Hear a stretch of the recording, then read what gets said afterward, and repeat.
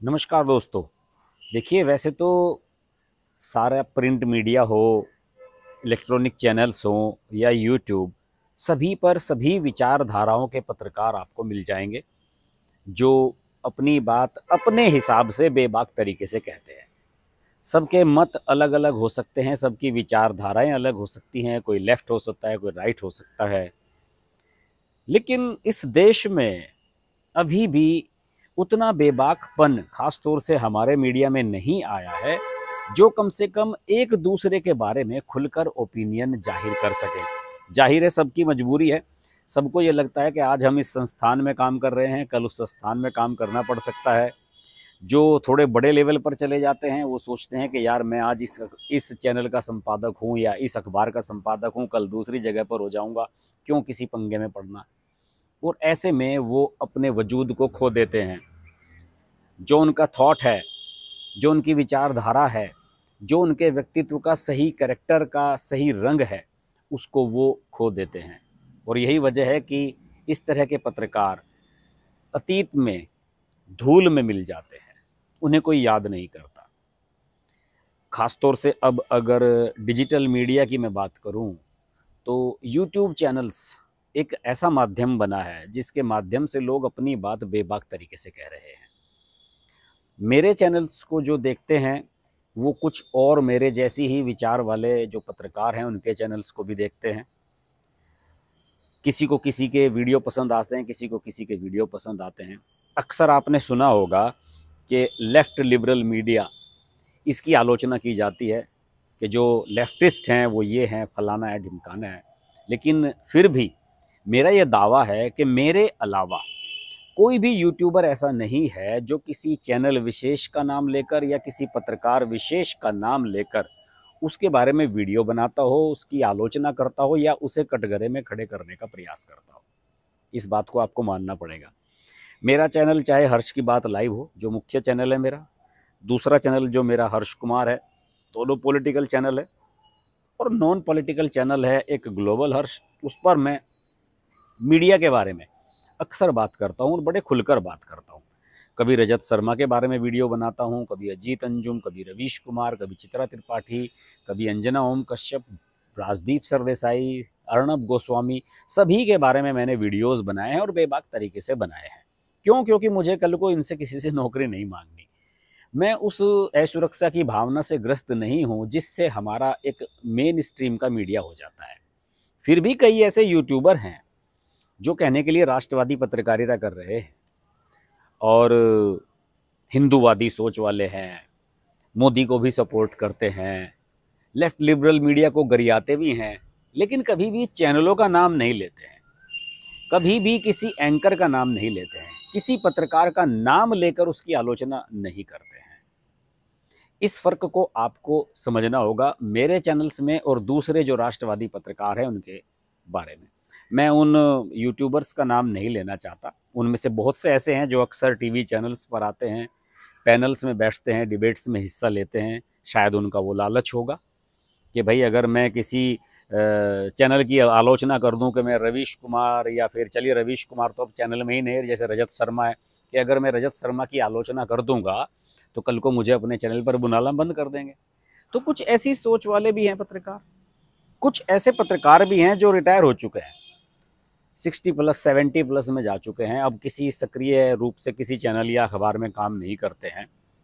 उसके बावजूद भी वो किसी पत्रकार का नाम लेने की हिम्मत नहीं करते। आप सब लोग उनके वीडियोस रोज़ देखते होंगे, मेरे जैसे ही वीडियो उनके भी होते हैं।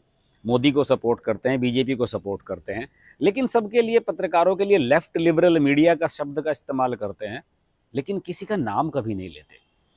मैं तो रवीश कुमार, अजीत अंजुम, आशुतोष, इन सबको, आरफा खानम, मैं तो सबको खुलेआम गरियाता हूँ। लेकिन इन पत्रकारों की, जो यूट्यूबर्स हैं, कहने के लिए तथाकथित राष्ट्रवादी पत्रकारिता भी कर रहे हैं, लेकिन किसी की हिम्मत नहीं होती कि मीडिया को नाम लेकर संबोधित करें, चैनल को संबोधित करें। मैंने टाइम्स ऑफ इंडिया पर भी वीडियो बनाया कि टाइम्स ऑफ इंडिया ने किस तरीके से अरविंद केजरीवाल की लंका लगाई है, तो मैंने तो बेबाक तरीके से नाम लिया। लेकिन ये लोग अरविंद केजरीवाल के खिलाफ वीडियो तो बनाएंगे, कहने के लिए राष्ट्रवादी पत्रकार हैं ये भी, लेकिन कभी टाइम्स ऑफ इंडिया का नाम नहीं लेंगे। पता नहीं किस बात का डर है इनको। और इसका एक सीधा सादा एक जो नैरेटिव है वो ये है कि हमारे देश में आज भी जो लेफ्टिस्ट माइंडसेट है उसके जो पत्रकार हैं, जो जेएनयू की सोच से निकले हैं या Indian institute of mass communication, जिसे पत्रकारों में बहुत रेपुटेशन दी जाती है कि साहब इसमें जो पढ़ के निकलता है वो तो बहुत टॉप का पत्रकार होता है, जेएनयू से लगती हुई दीवार है इसकी, और सारे वामपंथी इसमें भी भरे हुए हैं। अब तो खैर कम हो गया उनका चलन, लेकिन एक समय था जब हम लोगों ने इसका एग्ज़ाम दिया था और हम बिल्कुल एग्ज़ाम में किनारे से रह गए थे इसमें सेलेक्ट होने से।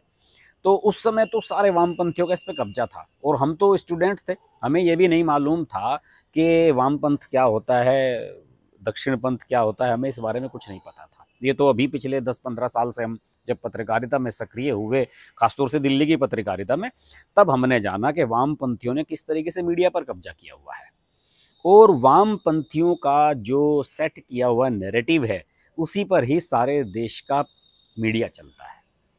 वामपंथी जिस पर बहस करने लगते हैं, जिस मुद्दे को उठाने लगते हैं, उसी के पक्ष में या उसी के खिलाफ जो तथाकथित दक्षिणपंथी हैं या तो राष्ट्रवादी पत्रकारिता करने वाले लोग हैं, हिंदूवादी हैं, मोदी सपोर्टर्स पत्रकार हैं, वो सब लोग उसी पर बहस करने लगते हैं।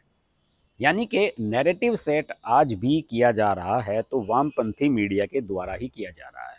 ये हकीकत बात है, आप उठाकर देख लीजिए। इंडियन एक्सप्रेस में आज क्या खबर छपी, उसे देखने के बाद खबरें शुरू होती हैं, डिबेट शुरू होती हैं। द हिंदू ने आज क्या लिखा है उस पर डिबेट शुरू होती है, उसी पर चर्चा शुरू होती है। अगर अरविंद केजरीवाल का मुद्दा उठ गया है तो सब लोग उसी पर बहस करने लगेंगे। अगर पार्लियामेंट के बहिष्कार का पार्लियामेंट का जो उद्घाटन होने वाला है उसके बहिष्कार का मुद्दा उठ गया है तो सब लोग उसी पर बहस करने लगेंगे। और ऐसे में बहुत सारी ऐसी खबरें रह जाती हैं कायदे से जिन पर चर्चा होनी चाहिए लेकिन उन पर चर्चा नहीं होती। मैंने अपने चैनल हर्ष कुमार पर एक वीडियो इस बारे में बनाया था और उसमें ये बताया कि नरेंद्र मोदी के बारे में 2-3 खबरें ऐसी आई, पॉजिटिव खबरें, जिन पर किसी ने चर्चा नहीं की। क्यों चर्चा नहीं की? क्योंकि उस पर जो वामपंथी पत्रकार हैं उन्होंने उसको ध्यान नहीं दिया। और ये जो जितने भी उनको फॉलो करने वाले हैं, आज तक वाले, इंडिया टीवी वाले, जी न्यूज़ वाले, भले ही ये सब मोदी भक्तों की श्रेणी में आते हों, लेकिन उन्होंने भी उन खबरों को नहीं दिखाया।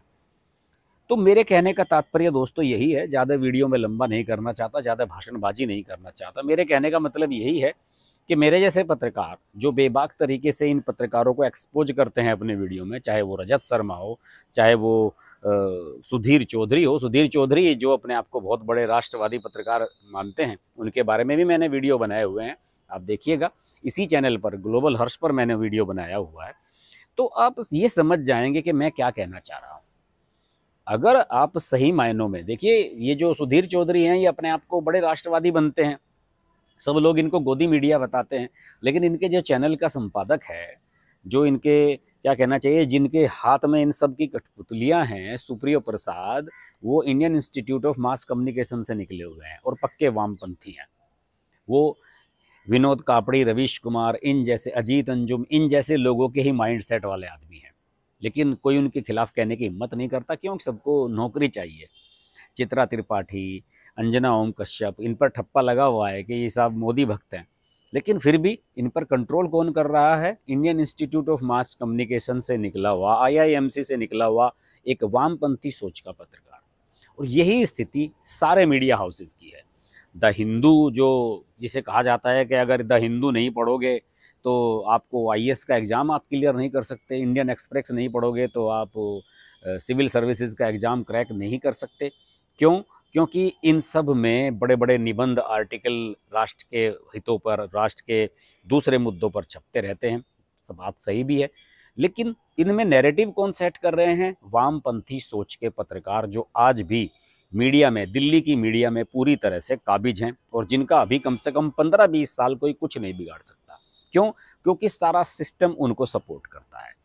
उन्होंने एक ऐसा इकोसिस्टम बनाया हुआ है जो एक दूसरे से जुड़े हुए हैं। ये एक दूसरे के अखबारों में लेख लिखते हैं, एक दूसरे के चैनल पर आते हैं, इन्हें पैनल में शामिल किया जाता है, इन्हें मोटी मोटी सैलरी मिलती हैं। और सरकार की आज भी जो एडवाइजरीज हैं, चाहे वो आर्थिक मामलों की सलाहकार समितियां हों, बहुत सारी चीज़ें होते हैं जो सरकारी तंत्र में जुड़ी हुई हैं, उनमें आज भी वामपंथी घुसे हुए हैं। लोग जुडिशरी को तो यूं ही बदनाम करते हैं, लेकिन जो हमारा इकोनॉमिक सिस्टम है, जो हमारी अर्थव्यवस्था है, उसमें ये सब लोग गहरे तक घुसे हुए हैं। इनके तार एक दूसरे से जुड़े हुए हैं, एक दूसरे को हेल्प करते हैं। हम जैसे पत्रकार हैं, हमें कोई सपोर्ट नहीं करता। कहने के लिए लोग कहते हैं कि शायद हमें जो है बीजेपी का आईटी सेल सपोर्ट करता हो। एक थैले भर का सपोर्ट बीजेपी का आईटी सेल किसी ऐसे पत्रकार को नहीं करता जो राष्ट्रवादी सोच का है और नरेंद्र मोदी को कम से कम सपोर्ट कर रहा है।